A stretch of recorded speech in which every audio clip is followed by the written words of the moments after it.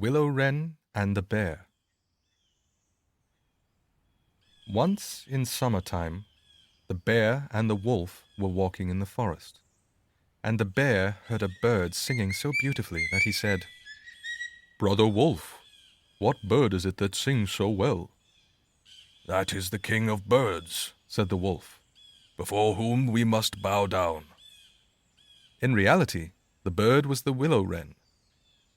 "If that's the case," said the bear, "I should very much like to see his royal palace. Come, take me thither." "That is not done quite as you seem to think," said the wolf. "You must wait until the queen comes." Soon afterwards, the queen arrived with some food in her beak, and the Lord King came too, and they began to feed their young ones. The bear would have liked to go at once, but the wolf held him back by the sleeve and said, "No, you must wait until the Lord and Lady Queen have gone away again." So they took stock of the hole where the nest lay and trotted away. The bear, however, could not rest until he had seen the royal palace, and when a short time had passed, went to it again. The king and queen had just flown out, so he peeped in and saw 5 or 6 young ones lying there. "Is that the royal palace?" cried the bear. "It is a wretched palace, and you are not king's children.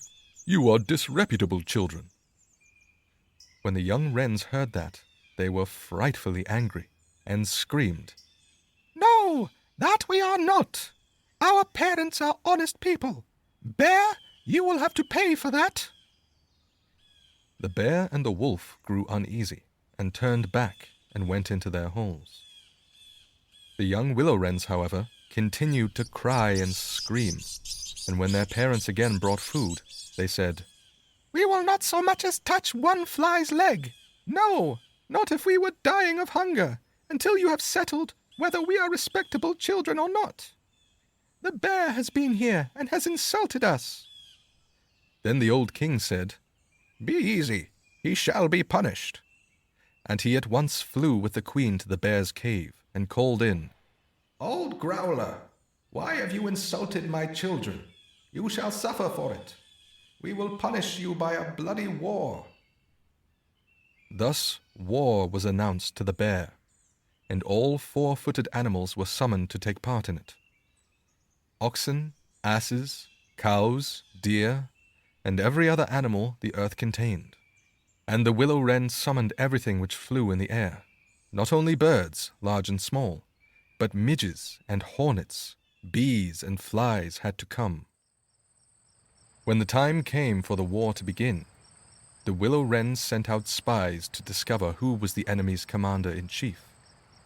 The gnat, who was the most crafty, flew into the forest where the enemy was assembled, and hid herself beneath a leaf of the tree where the password was to be announced. There stood the bear, and he called the fox before him and said, "Fox, you are the most cunning of all animals. You shall be general and lead us." "Good," said the fox, "but what signal shall we agree upon?" No one knew that, so the fox said, "I have a fine long bushy tail, which almost looks like a plume of red feathers. When I lift my tail up quite high, all is going well, and you must charge. But if I let it hang down, run away as fast as you can." When the gnat had heard that, she flew away again, and revealed everything, down to the minutest detail to the willow-wren. When day broke, and the battle was to begin, all the 4-footed animals came running up with such a noise that the earth trembled.